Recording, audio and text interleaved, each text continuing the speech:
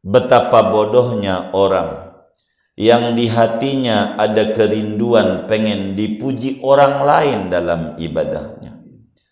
Betapa bodohnya orang yang ada kerinduan dalam ibadah yang dikerjakan pengen dinilai oleh orang.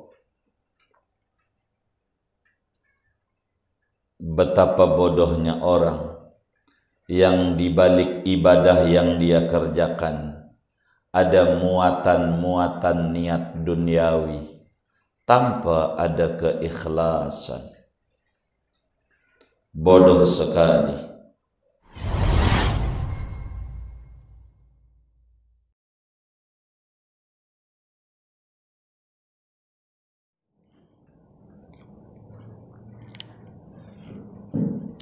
Assalamualaikum warahmatullahi wabarakatuh.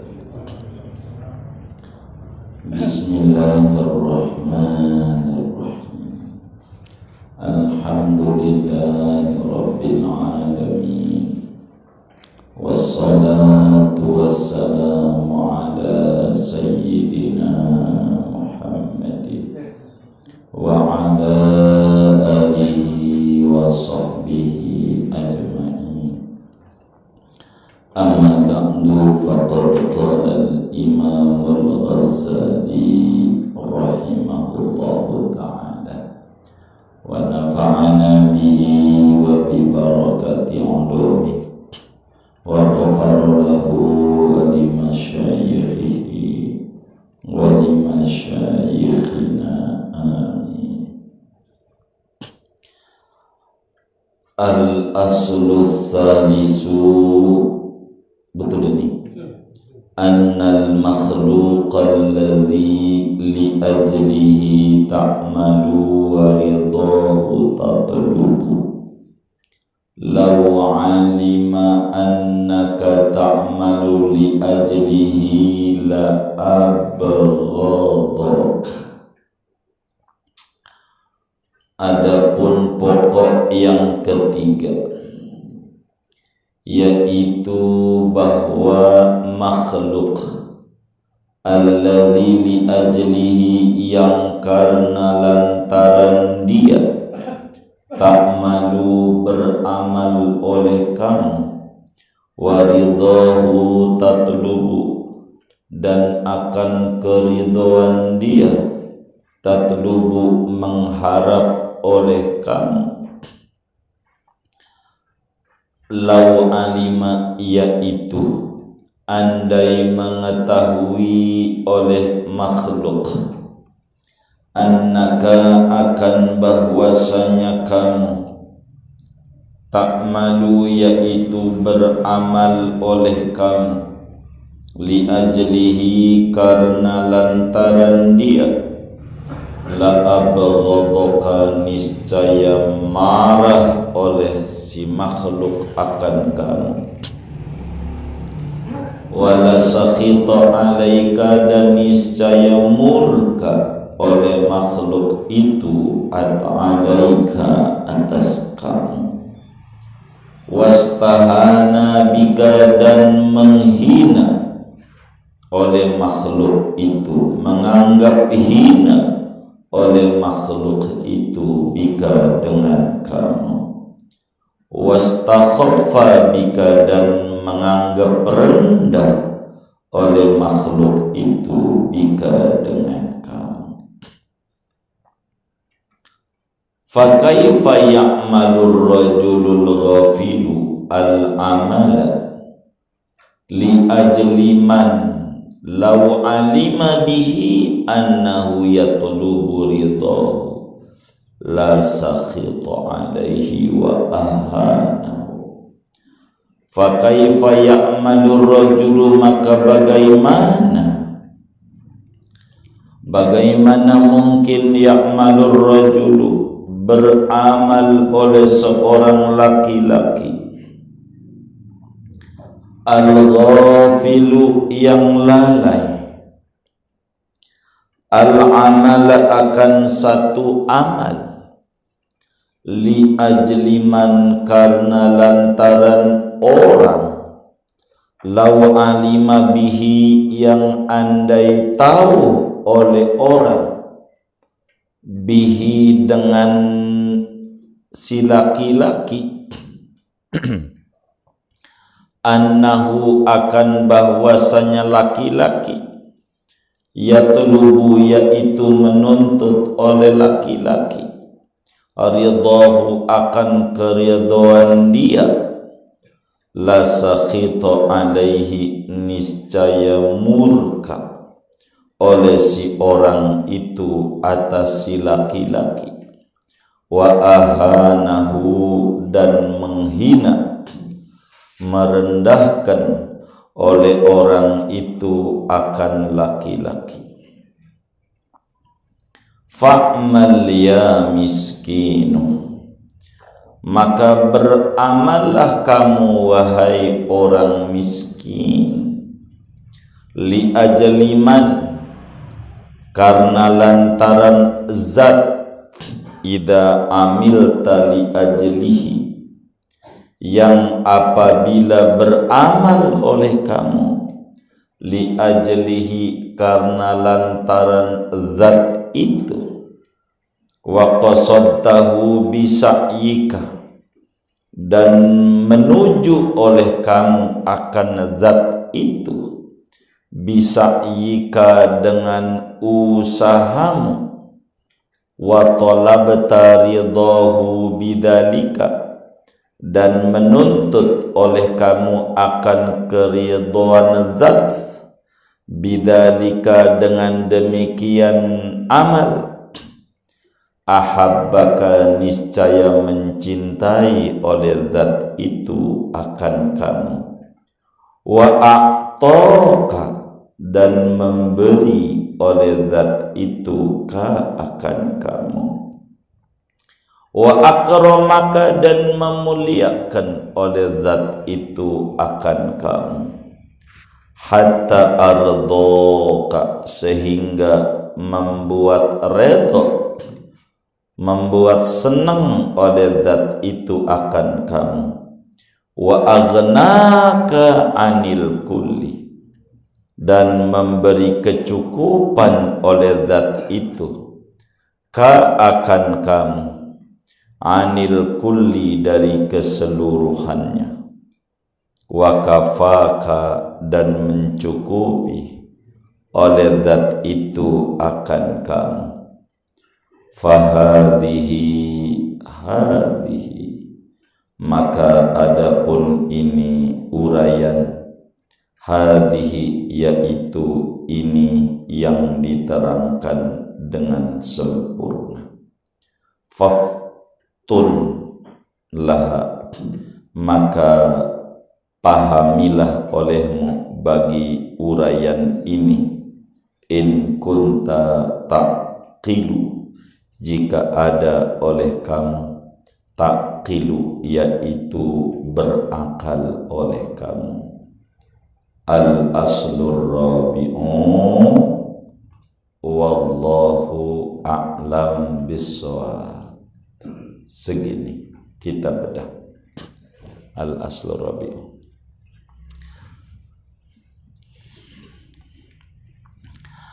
Saudara-saudara sekalian,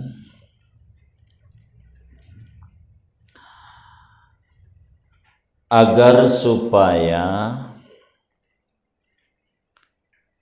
kita punya kalbu ini enak dipandang oleh Allah, maka kotoran-kotoran yang ada di kalbu itu harus dibuang. Harus dibuang. Ibarat kopi, ada bekas kopi, dikasih air bening tetap butek. Dikasih air bening tetap butek. Karena di dalamnya isinya butek.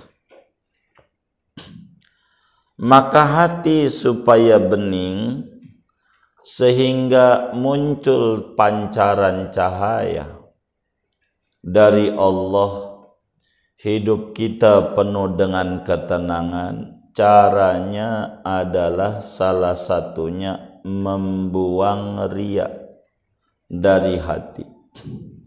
Riya ini sandungan berat, membuat ibadah tak punya nilai di mata Allah Subhanahu wa ta'ala. Apa itu riya? Imam Ghazali menjelaskan pada materi sebelumnya, riya adalah iradatu naf'id dunya bi amalil akhirah. Riya itu adalah menginginkan keuntungan dunia dengan amalan akhirat.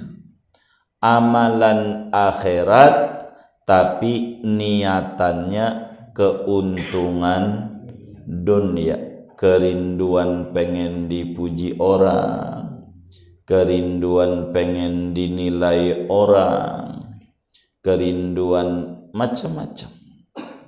Hidup akan melelahkan kalau kita tidak menyatukan tujuan. Bila tujuannya bercabang, lelah hidupnya. Bila tujuannya satu, Allah tidak melelahkan dalam hidup. Apa kek komentar orang? Yang penting kita berdiri pada garis aturan Allah, terus kita berjalan. Ridhon nas ghayatun la tudrak. Disenangi semua orang impian yang mustahil terwujud. Tapi mengharapkan diridhoi Allah adalah satu impian yang kudu diupayakan terwujud. Bagaimana buruknya riya? Bagaimana tingginya ikhlas? Kata Imam Ghazali, al-aslus salis, pangkal yang ketiga, bagaimana supaya kita lebih paham tentang betapa buruknya riya bila ada dalam diri kita. Bagaimana caranya memahami keburukan riya ini? Tidak boleh ada dalam kita punya diri. Begini, annal makhluqa alladhi li ajlihi ta'malu wa ridahu tatlubu law alima annaka ta'malu li ajlihi la abghadaka wa la sakhita alayka wastahana bika wastakhaffa bika. Begitu. Makhluk yakni orang yang kita beribadah kerinduan pengen dipuji dia, yang penilaian dia kita harapkan, orang yang kita tuju biar dinilai dia, orang yang kita harapkan dapat pujian dari dia. Sebetulnya kalau sampai orang itu tahu niatan kita pengen dinilai dia, niatan ibadah ini pengen dipuji dia, kalau dia tahu pasti dia marah, pasti dia benci, pasti dia murka, pasti dia menganggap hina, pasti dia menganggap rendah, pasti dia menganggap jelek sama kita. Contoh, kita suaranya merdu, enak, Kalau ada orang azan selalu dicela sama kita. Azan kayak begitu ama linggis masih lempengan linggis. Kagak ada enak-enaknya azan kayak begitu. Dicela mulu. Ntar lagi ada azan begini yang kayak begitu lagu kagak ada enaknya. Sike apaan sike begitu. Udah macem-macem. Tapi dia katanya suaranya enak, orang mau azan. Suatu waktu mau azan. Ternyata pas Pak Haji Ahmad ngontrak di samping masjid, mana anaknya cakep banget. Masya Allah, anaknya Haji Ahmad. Maka kemudian itulah dia azan, merdu banget. Teman-temannya nanya, tumben lu adzan. Biasanya juga orang pernah adzan bisa nyelak doang sama orang. Nih adzan ini saya baru dengar nih, sampai muazin Mekah lewat. Ini luar biasa ya. Dia jawab, biar Pak Haji Ahmad tahu calon mantunya pinter adzan, suaranya merdu. Jadi kata temennya, emang apa? Lah itu anaknya Markona, itu cewek gua. Biar babanya setuju kalau calon mantunya nggak sia-sia pinter adzan.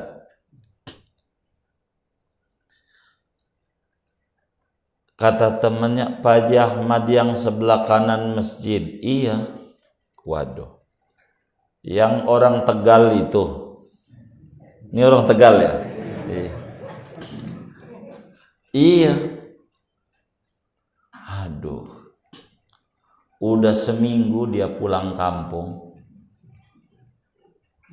Ngomongnya sih masih 2 minggu lagi balik lagi. Ada urusan katanya di kampungnya. Apaan?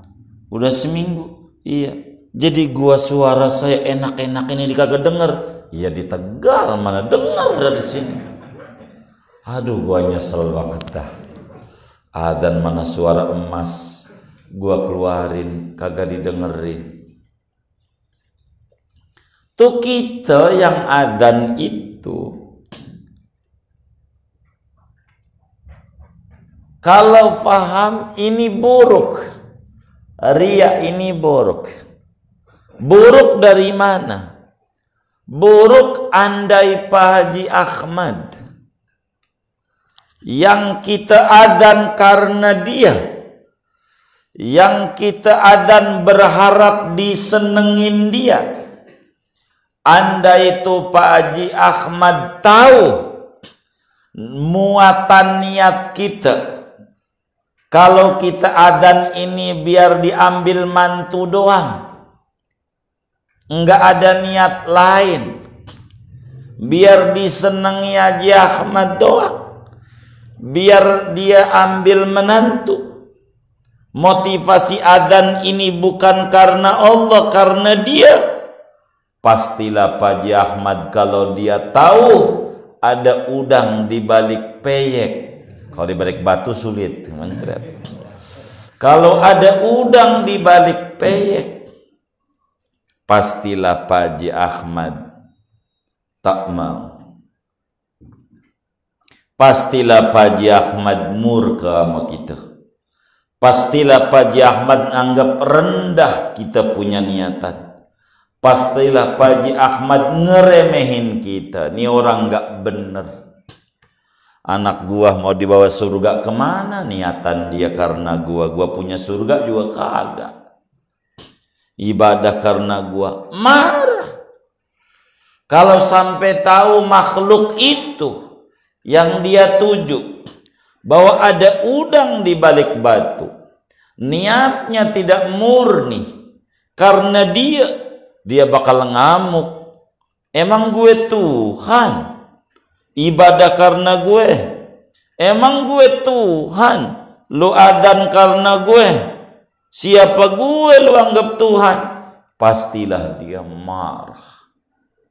karena kita niatannya tidak benar, karena niatan kita tidak lempeng, karena kita riya, dan riya iradatu naf'id dunya bi amalil akhirat, menginginkan diambil menantu dengan adzan kita.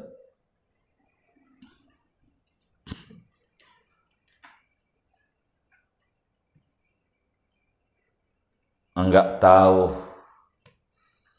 Pak Haji Ahmad akhirnya si Markonah dikawin sama teman kita, mati. Udah gua adzan mulu kagak kepilih jadi mantu, nyesel banget. Begitu. Ngamuk-ngamuk. Salah niat. Bila Pak Haji Ahmad aja bakal marah kalau kita niat ibadah karena dia, fakaifa ya'malur rajulul ghafil, bagaimana mungkin kita jadi hamba yang bodoh, hamba yang lalai dengan kebesaran Allah, hamba yang lalai daripada pentingnya ikhlas. Bagaimana mungkin ada orang ibadah, ada orang azan, kalau contoh tadi, bagaimana mungkin kita mau azan untuk Pak Haji Ahmad, yang Pak Haji Ahmad kalau tahu niatan kita pengen disenengin dia, dia marah sama kita, dia murka sama kita, dia anggap rendah sama kita. Betapa bodohnya orang yang di hatinya ada kerinduan pengen dipuji orang lain dalam ibadahnya. Betapa bodohnya orang yang ada kerinduan dalam ibadah yang dikerjakan pengen dinilai oleh orang. Betapa bodohnya orang yang dibalik ibadah yang dia kerjakan ada muatan-muatan niat duniawi tanpa ada keikhlasan. Bodoh sekali. Pak Haji Ahmad tak punya surga, Pak Haji Ahmad tak punya neraka yang perlu ditakuti. Kenapa kita harus takut kepada dia? Tidak. Dia harus ikhlas. Kita enggak boleh takut kepada makhluk. Kita tidak boleh berharap kepada makhluk. Tapi kita harus berharap kepada Allah yang menciptakan segalanya, termasuk Pak Haji Ahmad. Ibarat contoh adzan tadi. Rugi. Kata Imam Ghazali, ngapain kita ibadah karena makhluk yang kalau dia tahu kita karena dia marah, ngapain dikerjakan? Bodoh sekali orang yang kayak begitu. Ibadah tak perlu banyak, tapi ibadah yang diperlukan ikhlas. Ibadah apapun tulus karena Allah, motivasinya adalah Allah. Itulah akan menjadi ringan dan enak ibadah. Kalau ibadah karena dunia sulit. Kalau ibadah karena dunia enggak bisa, enggak ada manfaat. Dunia kayak rumput, nanamnya rumput, mana tumbuh padi. Nanam padi, rumput tumbuh. Ibadah jangan karena makhluk, tapi hendaklah ibadah karena Khaliq, karena Allah. Karena Allah. Manusia tak ada surga, tak ada neraka. Ibadah mah harus karena Allah. Karena itu kata Imam Ghazali, fa'mal ya miskin. Ayo pada beribadah, wahai orang miskin. Kita dipanggil sama Imam Ghazali orang yang miskin. Miskin ganjaran, miskin ilmu, miskin ibadah. Berapalah ibadah yang kita kerjakan? Bisa dihitung. Antara duit yang kita masukin ke kotak amal sama duit yang kita masukin ke kas Indomaret, kayaknya gedean yang ke Indomaret kayaknya. Tuh begitu. Miskin ganjaran, miskin ibadah. Kita orang fakir, kekurangan, orang yang kurang. Imam Ghazali nasihati kita, fa'mal, ayo hamba Allah, sadarilah, beramallah, li ajli man idza amilta li ajlihi wa qasadtahu bi sa'yika wa talabta ridahu bidzalika ahabbaka wa a'taka wa akramak hatta ardaka wa aghnaka 'anil kull wa kafaka. Ayo hamba Allah, ibadalah tulus, murni, ikhlas, semata-mata karena Allah. Kata Nabi, akhlis dinak yakfikal amalul qalilu. Ikhlaskan kau dalam beragama, amalmu tak banyak, sudah memadai menghantarkanmu diridhoi Allah. Yang penting ikhlas. Tak perlu amal banyak, sedikit amal, yang penting ikhlas. Ikhlas itu mendatangkan disenangi Allah. Kalau Allah udah senang, tak melihat amal banyak, dikit dibanggakan. Lain dengan Allah kalau benci, boro dikit, banyak diabaikan. Tak punya nilai di mata Allah. Wong benci Allah. Maka beramalah engkau karena Tuhan, yang manakala kau beribadah karena Dia, dengan ibadahmu kau menuju kepada Dia, dengan ibadahmu kau mengharapkan keridhaan Dia, maka Tuhan akan cinta kepadamu. Maka Tuhan akan memberi apa yang kau maui. Maka Tuhan akan muliakan engkau. Beribadalah karena Allah. Makhluk kalau tahu kita ibadah karena Dia, dia marah. Tapi kalau Allah tahu kita ibadah murni karena Allah, Allah demen sama kita. Supaya kita bagus ibadahnya, minimal sebelum tidur sholatlah kita orang 2 rakaat. Gak usah banyak. Sebelum tidur sholat 2 rakaat. Kalau bisa sesudah tidur, sebelum subuh. Orang sebut tahajud. Wis kalau tahajud mau berat, sebelum tidur aja. Kalau tahajud mau berat, takut kesiangan, sebelum tidur sholatlah kita orang 2 rakaat. Karena siapa? Insya Allah kalau sholat di rumah mah enggak karena siapa-siapa, karena tetangga tak lihat, karena bini udah tidur, karena anak-anak udah tidur, karena siapa lagi? Disinilah nanti bakal muncul keikhlasan.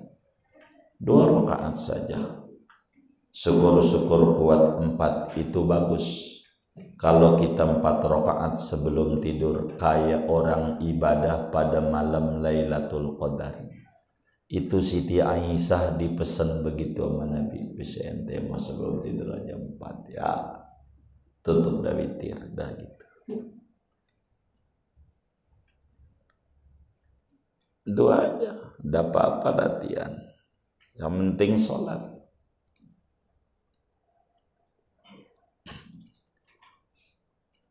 Baca Quran biar sa'ain. Yang penting baca. Tentuin jamnya. Sama kita main jam, gak bisa gak main jam. Nanti acak-acakan waktu kita.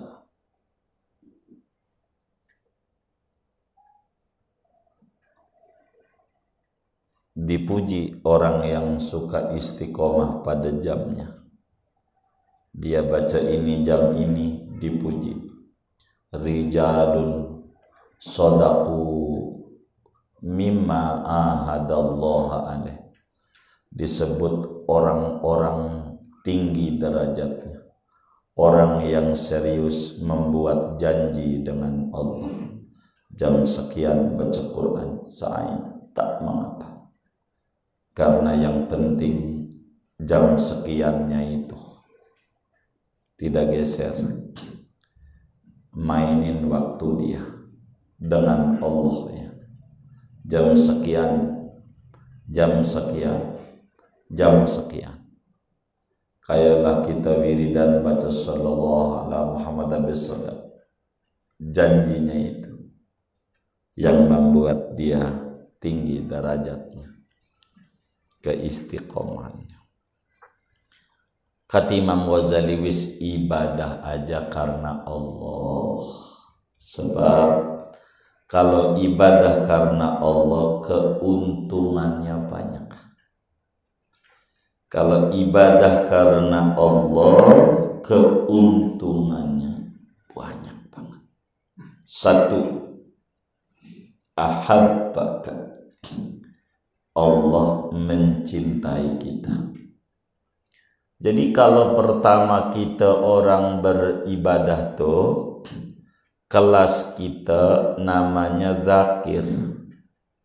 Kita baca ratib. Kelas kita namanya zakir. Kelasnya zakir tuh orang yang ingat Allah. Tinggi, masih rendah. Harus terus. Karena orang ingat belum tentu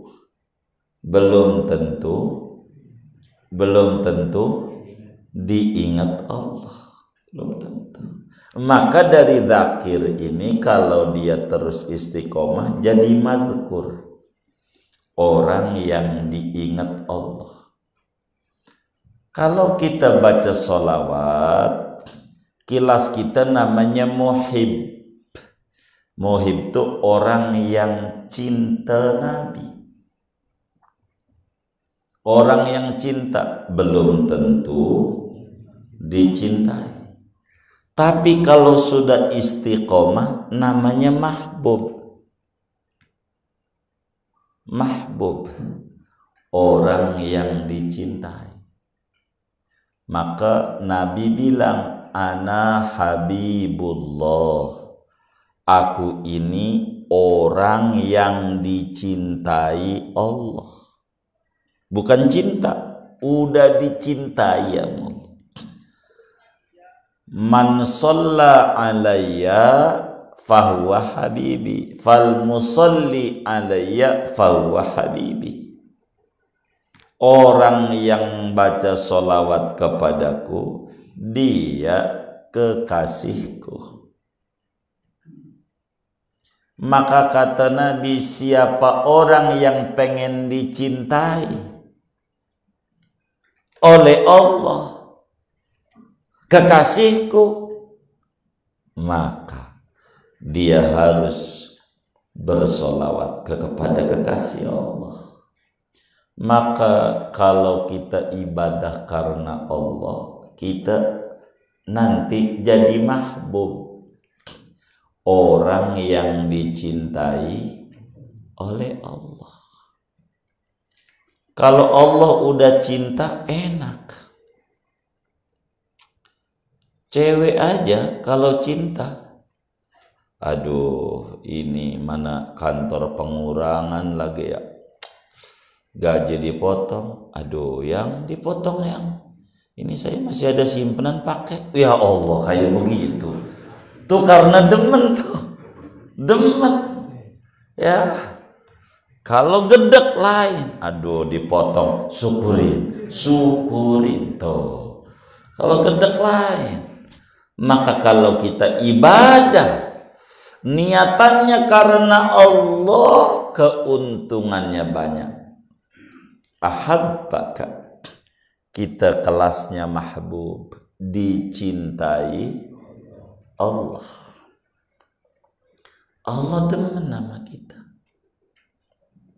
Allah demen. Dan kalau sudah didemeni Allah, enak hidupnya. Kalau Allah udah demen,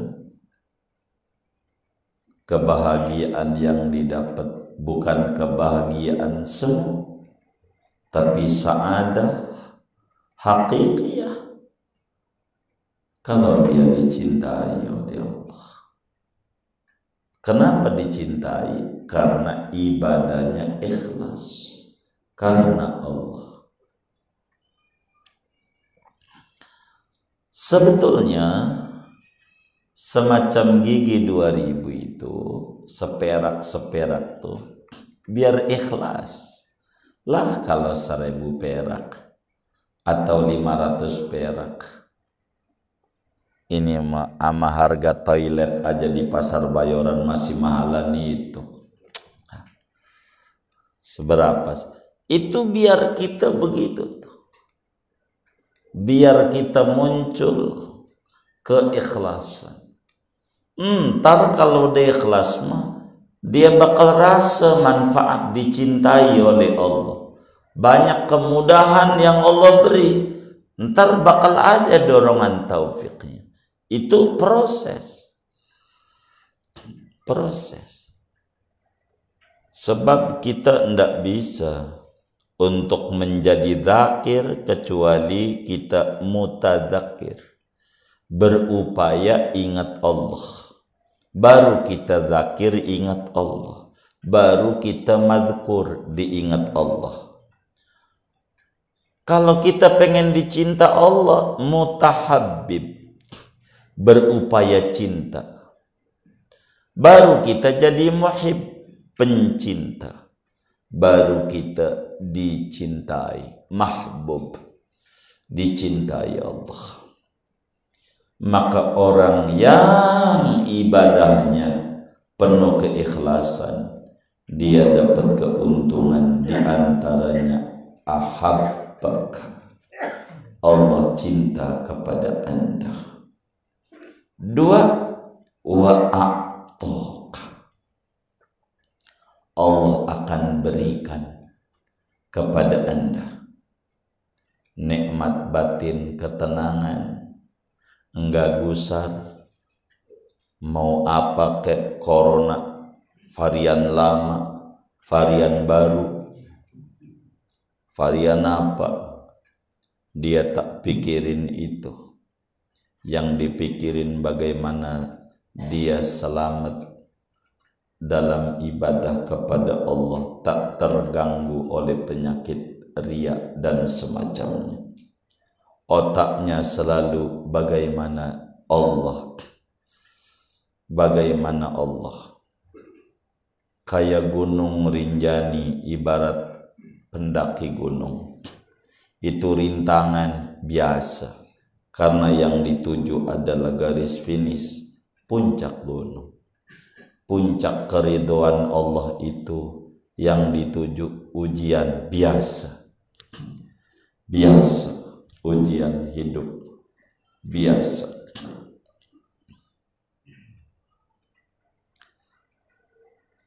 Ketiga, di samping Allah cinta, Allah bakal beri apa yang kita mau. Allah bakal kasih apa yang kita pengen. Bahkan yang kita ndak pengeni, nggak terbesit, Allah kasih. Itulah ikhlas, keuntungannya. Ketiga, wa akramak, Allah muliakan kita.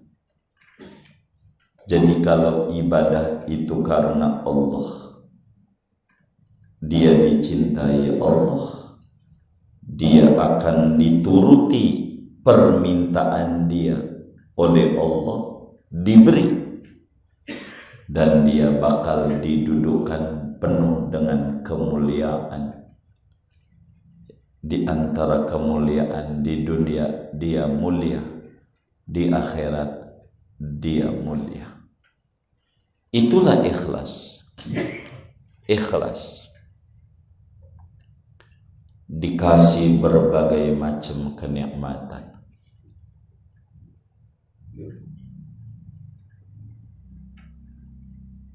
sampai akhirnya Allah senang banget sama kita. Sampai akhirnya Allah itu kalau udah demen senang sama kita. Kalau Allah sudah memberi, Allah kasih kita kekayaan lahir maupun batin. Kekayaan batin, hidup sederhana, tak mengeluh. Kekayaan lahir, tak terganggu, merusak batinnya dia. Itu begitu. Kalau ibadah ikhlas,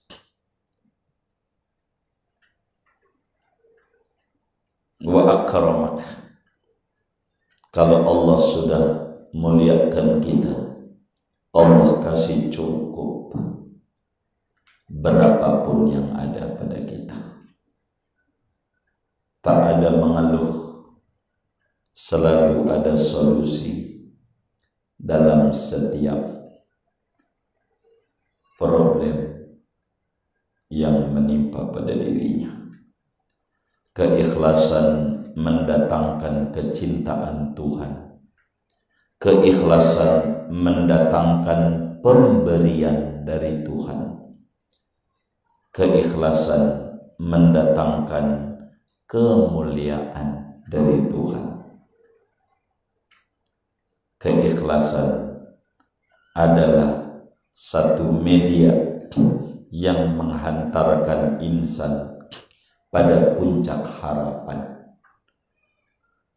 dan itu harus kita kejar. Bagaimana kita harus berupaya menjadi orang yang ikhlas. Kata Nabi, man akhlasa lillahi arba'ina yawman a'tahullahu ta'ala alaihi ya nabi al-hikmah. Siapa orang yang ikhlas dalam ibadah 40 hari aja, tak putus. Kita baca terus sallallahu Muhammad bisa 40 hari, gak putus. Kita baca Quran sa'ain 40 hari, tak putus.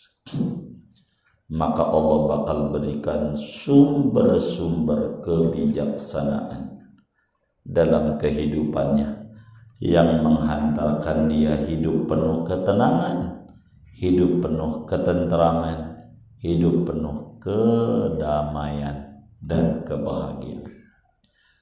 Ikhlas harus dikejar, ikhlas harus diupayakan, ikhlas harus dicari, ikhlas harus diwujudkan.